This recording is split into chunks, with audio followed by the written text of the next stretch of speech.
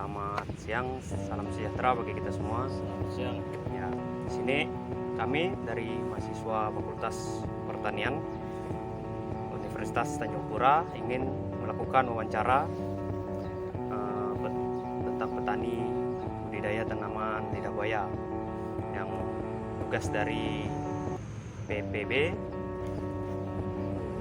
Diperkenalkan dulu satu-satu. Ya, Ya. Pengantar Pertanian, Pangan dan Berkelanjutan. Ya, mungkin kami akan melakukan perkenalan dulu terlebih dahulu. Ya. Mulai dari Gaza, silakan. Perkenalkan, nama saya Yones Gaza Andrea Rada, NIM C10112111004. Perkenalkan, nama saya Kelvin Michael dengan NIM C1011008. Ya, perkenalkan, nama saya Pilgo, NIM saya C10112111123. Perkenalkan, nama saya Dewi Erna Sartika dengan NIM C10111111025.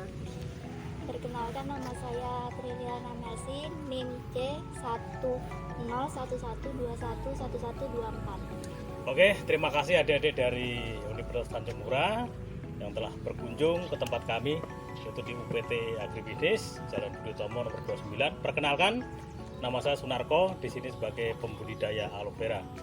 Mudah-mudahan datangan adik-adik nanti apa yang ditanyakan, mudah-mudahan kita bisa jawab dan bisa untuk pembelajaran adik-adik mahasiswa semuanya.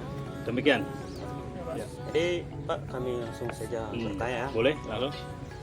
Saya bertanya kepada Bapak, selain budidaya tanaman lidah buaya, ada budidaya apa lagi, Pak? Oke, di sini khususnya di UPT Agribisnis ini ada 3 tempat untuk pembudidayaan. Yang pertama ini yaitu lidah buaya atau aloe vera. Yang kedua ada orchid center atau anggrek. Yang ketiga ada ikan hias.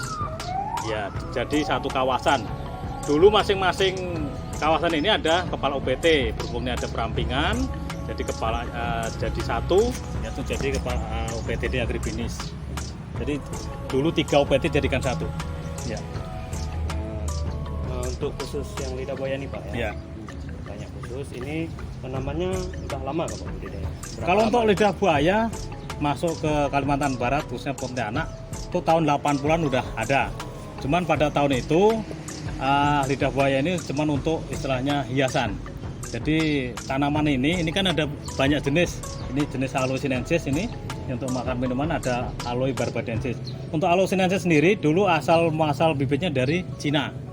Sedangkan saudara-saudara kita yang etnis Tionghoa dulu ada bermain atau tempat anaknya di Cina sana, pulang ke Indonesia membawa bibit, ditanamlah di sela-sela sayuran ataupun di pepaya, gitu kan. Ternyata tanaman lidah buaya ini lebih bagus daripada dari asalnya sana. Soalnya apa? Di sini dengan didukung iklim yang bagus, panasnya yang mencukupi, kebetulan melalui garis khatulistiwa. Sedangkan di daerah asal sana di Cina kan ada berapa 4 musim atau apa kan. Jadi untuk kesuburan atau lidah buaya ini bagus di tempat kita ini. Cocok ya, itu. Cocok ya. Bertanya juga, Pak, tentang tuh, Pak, apa alasan Bapak di sinilah? Ini kan suatu forum atau ya dibentuk ya gitu kan, Pak? Ya. Seolah kayak kelompok tani gitu ya. Iya, ya. Nah, itu alasannya mengapa bisa itu kepikiran nanam tanaman lidah buaya? Ya, Alasannya ya, Pak. untuk lidah buaya ini ibaratnya investasi sekali. Investasi sekali itu bisa berlanjut karena lidah buaya ini tidak ada habisnya. Jadi tanam sekali itu bisa berpuluh tahun. Asal dia tidak busuk batang aja dia bisa Kalau tanaman lain itu habis panen dia kan tanam lagi dari baru. Iya. Nah, kalau untuk lidah buaya ini enggak. Jadi misalnya kalau ini udah tinggi seperti itu, dia dipotong separuhnya, tanam lagi, dia 2 bulan bisa panen lagi. Jadi enggak perlu bibit yang baru lagi. Jadi tanam lidah buaya ini kan enggak kayak tanaman lain, dia bisa tahan lama. Berarti Seperti ini, itu. Berkelanjutan ya, Pak? Ya, dan untuk lidah buaya ini sudah jadi ikon Kota Pontianak.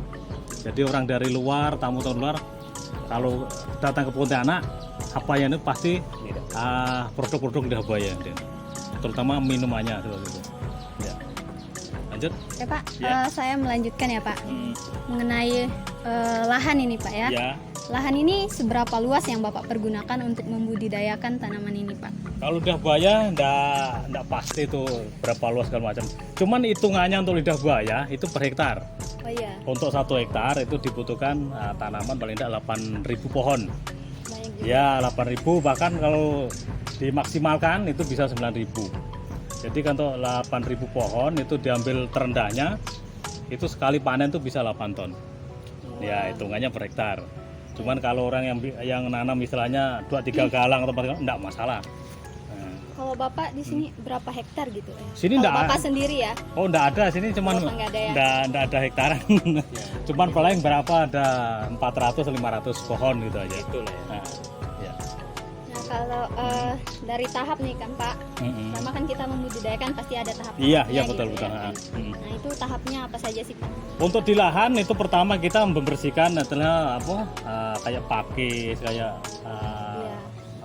pohon-pohon liar itu dibersihkan dulu, ditebas dengan cara biasa dibakar sih, cuman bakarnya harus ada aturan. Habis itu kita cangkul kasar itu untuk menghilangkan akar-akar yang istilahnya tadi bekas-bekas pakis segala macam. Itu biasa dibakar juga di galang-galang gitu. Nanti habis gitu dicangkul lagi sampai lembut. Udah cangkul lembut, nanti dibentuk cangkul seperti galangan. Nah, nanti baru diluruskan gitu, nanti baru dikasih tanaman. Iya. Tapi untuk nanam itu dia belum dibikin galangan. Nanti untuk bikin galangan itu biasa kalau udah besar itu baru dinaikkan gitu, seperti itu. Nah, seperti itu. Jadi dan jaraknya itu dari antar tanaman ini biasa 80 cm. Idealnya 80 cm, antar galangan tuh 1,5 cm. Nah, untuk bibit yang siap ditanam itu seperti ini, itu yang 30 cm. Nah, ini udah siap ditanam ini. Tanam lagi ya. Ini. Ya, udah Nah, ini bisa prosesnya dimasukkan seperti di itu. bedengan ya. Nah, untuk perawatan itu paling tinggal pemupukan, pencabutan gulma-gulma itu sama pengemburan tanah. Iya. Hmm. Kalau untuk membudidayakan ini gitu ada teknologi yang diterapkan nggak Pak? Teknologi sementara masih seperti biasa, belum ada istilahnya yang canggih-canggih belum. Iya Pak. Jadi itu tadi lah tahunya seperti itu. Nah kalau di pot ini kan hendak di tanah, dia pakai media. Dan media ini campurannya pakai tanah gambut, terus pupuk kandang itu bisa sapi, bisa ayam, terus abu itu bisa abu sekam, abu kayu, ditambah dengan ini sekam. Dan sekam ini tujuannya untuk mengemburkan tanah. Nah itu. Dan abu itu untuk mengurangi keasaman atau menaikkan pH. Ya. Lanjut. Untuk kendala penanamannya biasanya apa aja Pak? Ya untuk lidah buaya ini kendalanya kalau pas musim hujan. Nah, jadi nanam lidah buaya sebaiknya jangan musim hujan, musim terangan, musim kayak kemarau lah itu kan. Dia kalau banyak air dia biasa busuk. Nah, soalnya di lidah buaya ini kan 99% udah mengandung air. Jadi dia perlu air cuma enggak terlalu banyak. Makanya untuk tanam lidah buaya atau khususnya di lahan itu sebelum ditanam saluran airnya atau drainasenya harus bagus. Pas air hujan turun dia tidak mengenang di lahan yang mau ditanami itu. Seperti itu. Kalau di pot ini aman, dia ada kan. Di atas. Ya, lanjut. Pak, apakah untuk menanam atau perawatan dari lidah buaya ini diperlukan perlakuan tertentu?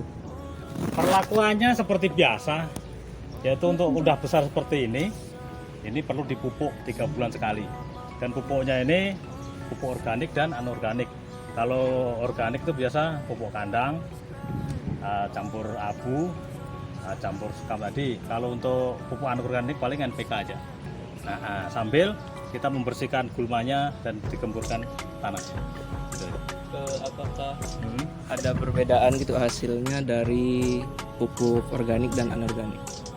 Hasilnya ada perbedaan. Dia kalau murni pakai pupuk organik di lidah buaya ini dia keras. Isinya itu dia kenyal. Kalau kebanyakan pupuk anorganik, walaupun ininya besar, pelepahnya ini, cuman dia berair. Untuk ketahanannya itu dia tidak tahan kalau untuk anorganik, tahan yang organik. Berarti lebih Memang organik sih, dia tidak sebesar yang anorganik. tapi Kualitasnya lebih bagus yang organik. Seperti itu. Ciri-ciri tanaman yang sudah layak dipanen itu gimana Pak? Untuk lidah buaya, ciri-ciri yang udah bisa dipanen itu dari hijau ini, dia udah hijau ke kuning-kuningan. Nah, ini bisa nih, hijau ke kuning-kuningan. Dan cara panen dari bawah, nomor 1, 2 dari bawah. Ya, seperti itu. Proses yang dilakukan setelah pemanenan itu gimana? Prosesnya kalau untuk kirim itu setelah dipanen itu biasa dibungkus pakai koran supaya dia antar duri ini tidak gesek sama ini pelepah ini. Itu harus sebisa mungkin jangan sampai cacat. Kalau untuk diproses habis panen langsung diproses tidak perlu begitu. Cuman kalau dikirim dia harus ada perlakuan khusus. Dan dia ngirimnya itu biasa pakai kotak kayu itu supaya ketimpa-timpa enggak. pakai box ya. Nah, pakai kayu kotak itu. Betul. Berarti emang Ya, soalnya kan ini kalau kena timpa atau gencet ini tetap pecah. Ya, dan pecah itu bisa busuk gitu. Nggak boleh sembarangan Ya, dan tidak boleh kena air. Oh iya. Nah, itu. Kalau misalnya kena air itu gimana dia? Bisa busuk apa? Kena air kebetulan kalau dia cacat, dia masuk itu, dia nanti merempet gitu. Nah, kalau masih utuh gini enggak apa-apa. Ya, kena air enggak apa-apa. Itulah makanya sebisa mungkin jangan sampai cacat di pelepahnya ini. Kalau pas panen. Iya Pak. Ya. Nah, kalau saya boleh tahu Pak, nanti itu kalau udah dipanen, didistribusikannya kemana ya Pak? Dan harganya berapa ya Pak? Kalau di sini ini kan banyak UKM. Biasa yang bikin minuman, bikin dodol segala macam. Dan biasa di pabrik yang Inako ini. Ada juga di petani itu dikirim ke Jakarta, masih ketuk pelepah. Gitu saya. Biasanya harganya berapa ya Pak? Kalau boleh tahu, Pak? Untuk sekarang yang campur itu udah sekarang 1.700. Kalau untuk pilihan yang besar-besar itu 2.000. Satu pelepah ini gitu ya. ya Pak? Ada per kilo. Oh per kilo. Hitungannya per kilo. Kilo dia Ya. 1.700. Ya, tapi campur besar kecil. Nah, besar kecil. Kalau untuk yang pilihan itu 2.000 biasanya. Nah. Lanjut. Segini sampai sekilo nggak Pak? Ya relatif sih, ada yang sekilo, ada yang sekilo kurang, ada yang sekilo lebih. Nah, jadi tergantung. Rata-rata sekilo lah, sekilo atau Satu pelepah. 0,9, 0,8. Nah, ini udah dipanen udah berapa kali dan makanya daunnya agak kurang. Nanti nunggu 2 minggu, 3 minggu bisa panen lagi. Ada lagi? Ada Pak. Ini Pak, manfaat ini tanaman ini apa Pak? Jadi lidah buaya ini banyak manfaat. Nah, kalau untuk obat luar itu biasa untuk orang yang kena knalpot atau kena minyak goreng itu dia dioleskan dingin, adem. Selain adem dia tidak berbekas. Kalau untuk dimakan itu untuk orang sakit diabetes. Nah, untuk sakit diabetes. Kalau untuk sakit diabetes itu dianjurkan mentah, cuman kalau bisa jangan dicuci. Ya. Jangan dicuci. Jangan cuci, jadi kupas gitu. Langsung matang. Cuman kadang-kadang orang enggak mau kan. Ada yang dicuci enggak masalah. Cuman kalau untuk lebih bagusnya itu jangan dicuci. Ya, sebenarnya yang kalau yang perawatannya organik itu Pak, kemungkinan masyarakat atau konsumennya Pak, mungkin enggak takut lah kalau enggak dicuci. Ya. Cuman yang anorganik tuh biasa kan orang takut gitu Pak. Ya, Soalnya cuman- banyak kimianya. Ya, anorganiknya pun enggak banyak. Jadi 3 bulan tuh paling 2 sendok aja kira-kira. Nah, gitu. Untuk dia memacu aja. Ini bagus ya. Mengikuti Untuk takarannya. rambut bagus juga, ada yang Ya, buktikan. Kemarin ada ibu-ibu tuh, rambutnya ada jarang-jarang gitu. Dia sering keramas pakai ini. Bener-bener nih. Iya Pak. Dia lepas lagi dia. Bisa tumbuh lagi. Tapi yang keriting-keriting bisa kali ya Pak? Diluruskan tuh. Oh, nggak bisa. Untuk pertumbuhan tuh Pak. Pertumbuhan Kalau rambut. keriting putih itu enggak bisa. Kalau untuk menumbuhkan itu bisa. Iya, Kalau kayak saya putih enggak bisa sih, hitam bener. Nah, kalau kulit saya udah hitam dan enggak bisa putih gitu kan. lanjut. Untuk itu Pak apa? Mm-mm. Impor tanaman ini seputar Indonesia aja Kak? Atau pernah di luar dari Indonesia gitu Pak? Ekspor kali ya. Ya ekspornya Pak. Maksudnya ekspor. Dulu tahun 90-an memang ada ekspor di beberapa negara, khususnya di Malaysia, Taiwan segala macam. berhubung sekarang enggak lagi karena di seputaran negara itu, khususnya di Thailand udah pada tanam sekarang. Nah, dia kosnya lebih tinggi kalau dia ngambil dari sini. Dan sekarang udah ngambil di Thailand, di Malaysia udah pada nanam juga. Sekarang di luar negeri enggak ada lagi. Lanjut. Di sini kan pakai media pot nih Pak. Iya. Itu kenapa Pak pakai media pot? Karena di sini tanahnya udah rendah kemarin tuh, asal hujan banjir. Dan ini tanah timbunan, jadi kalau dipaksa nggak bisa. Makanya diakali pakai pot. Pot pun dia tanahnya harus tanah gambut. Walaupun ada campuran tanah lain, cuma tanah gambutnya jangan istilahnya dihilangkan, harus ada tanah gambutnya. Karena sifat gambut kan gembur. Soalnya lidah buaya ini dia suka di tanah gembur. Karena mana tadi ada ini. Yuk. Nah, kayak ini. Dia akarnya ini, dia kalau tanah keras nggak bisa nembus-nembus. Makanya dia harus tanah yang gembur. Ya, seperti ini. Kalau tanahnya ini sering diganti nggak Pak? Ini enggak, kebetulan enggak, cuma ditambah aja, tambah sama ditambah pupuk aja. Enggak perlu ganti. Cuma itu tadi kalau udah tinggi harus dipotong ini. Nah, ini bekas potongannya. Itu apa juga Pak? Cara perbanyakannya nih ada berapa macam Pak? Perbanyakan tanaman. Ya, kalau di lahan langsung ini dari bibit ini. Nah, ini dipindah-pindah. Ini yang bibit. Cuman ada yang pakai teknologi kultur jaringan juga ya. ada. Cuman kultur jaringan ini dia prosesnya kan lama. Ya. Kalau di lapangan ini kan tinggal cabut, tanam dah. Gitu aja. Kalau di lab itu kan nanti ada perlakuan di tempat teduh dulu segala macam, nanti baru panas lama dia. Kalau ini kan langsung tidak ada perlu penyesuaian lagi kalau di lahan. Lanjut. Bilang itu lah dulu sama bapaknya. Baik, mungkin sekian dari kami, Pak. Oke, terima kasih adik-adik semuanya atas kunjungannya. Kurang lebih mohon maaf. Terima kasih atas kunjungan di UPTN ini. Tutup video. Udah. Saya tutup dulu ya, Pak. Siap. Ya. Demikian hasil wawancara kami di tempat budidaya tanaman lidah buaya ini. Lebih kurangnya kami mohon maaf jika ada kata atau tingkah laku yang tidak mengenan ataupun tidak baik, mohon dimaafkan. Sekian video dari kami ucapkan terima kasih.